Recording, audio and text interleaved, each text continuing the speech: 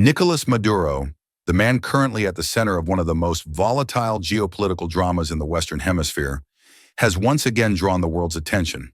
The United States government has now doubled the reward for his capture, offering an astonishing $50 million for information leading to his arrest.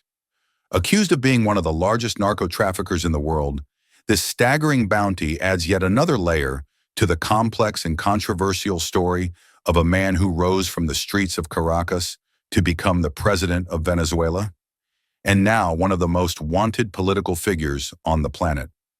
Born on November 23, 1962, in Caracas, Venezuela, Nicolas Maduro Moros grew up in a modest working-class family. His father was a union leader, a position that would strongly influence Maduro's future path. Maduro never completed a university degree, which later became a subject of criticism by his detractors, but he was drawn early into activism and political work. In his youth, he became involved in leftist student politics and trade unions. He took a job as a bus driver for the Caracas metro system and gradually rose to prominence as a trade union leader. His connection to the workers' struggle was not just symbolic, it was lived experience, something that gave him credibility in the early days of his political ascent.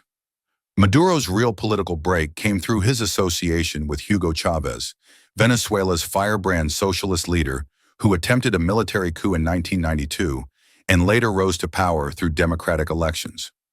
Maduro became one of Chávez's most loyal followers. He was there during Chávez's rise, serving first as a member of the Constitutional Assembly that drafted Venezuela's new constitution in 1999, and then holding various important political roles, including as Speaker of the National Assembly and Foreign Minister.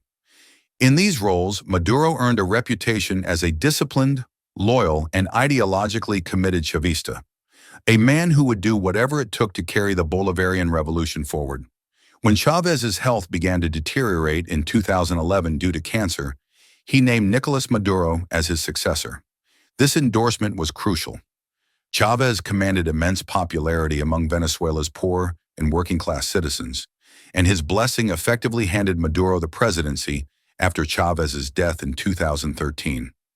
Maduro won the subsequent election by a narrow margin amid allegations of irregularities. That victory marked the beginning of a political career that would spiral into controversy, chaos, and international condemnation. Under Maduro's leadership, Venezuela entered a period of unprecedented economic and social collapse.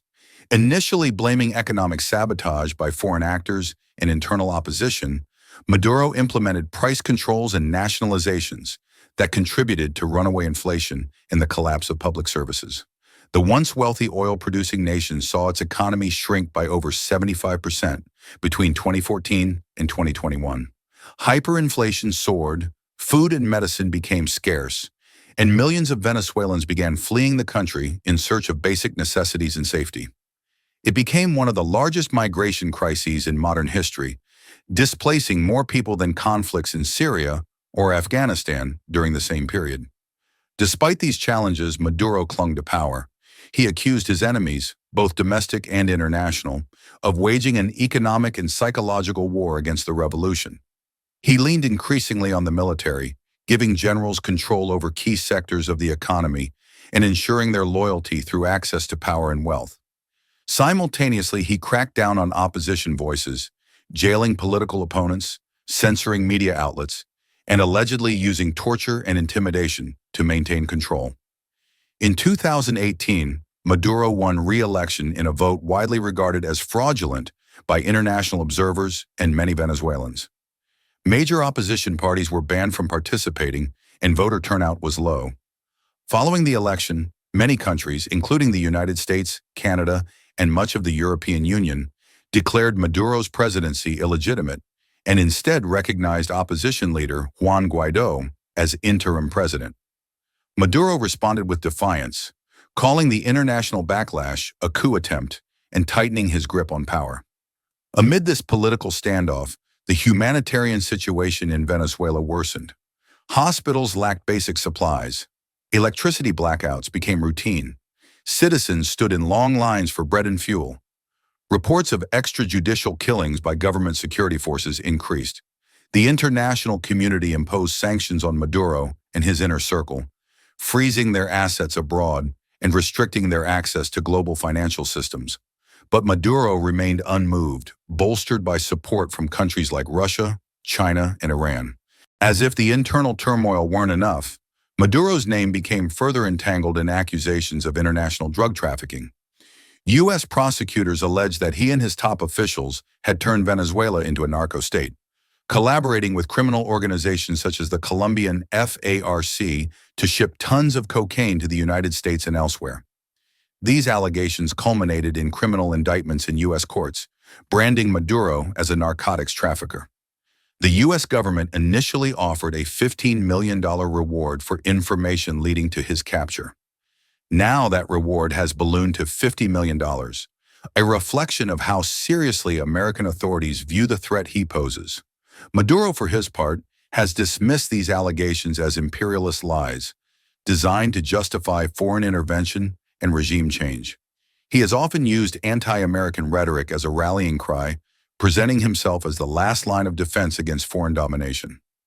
This defiance plays well with his base, which still includes segments of the population that remain loyal to Chávez's legacy and blame external forces for Venezuela's suffering. Throughout all of this, Maduro has managed to maintain a delicate balance of power, using a mixture of fear, propaganda, patronage, and military allegiance. His political survival has been as much about eliminating threats as it has been about controlling perception. He has disbanded legitimate democratic institutions, replaced judges with loyalists, and rewritten election laws to benefit his party.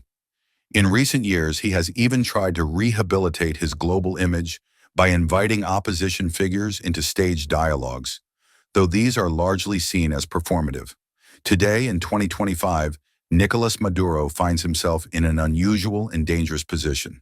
He remains the de facto leader of Venezuela, newly sworn in after yet another controversial election that drew minimal international recognition. But now, with the U.S. doubling its bounty and labeling him one of the most dangerous narco-criminals in the world, the stakes have risen. The walls are closing in. The financial and travel restrictions on his regime are tighter than ever. His inner circle faces mounting pressure, and questions swirl about how long he can maintain his grip on power. Yet if history has shown anything, it's that Nicolas Maduro is a survivor. He has outlasted coups, protests, international isolation, economic collapse, and accusations of genocide and corruption. He has turned Venezuela into a cautionary tale of how revolutionary movements can transform into autocratic regimes. Once a bus driver and union leader representing the working class, Maduro is now a deeply polarizing figure, either seen as the last defender of Venezuelan sovereignty or a dictator responsible for the country's collapse.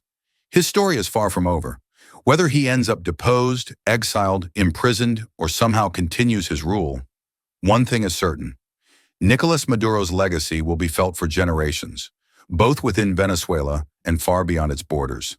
His life is a powerful example of how political power, once seized, can be protected through force, fear, and propaganda, even at the expense of a nation's soul.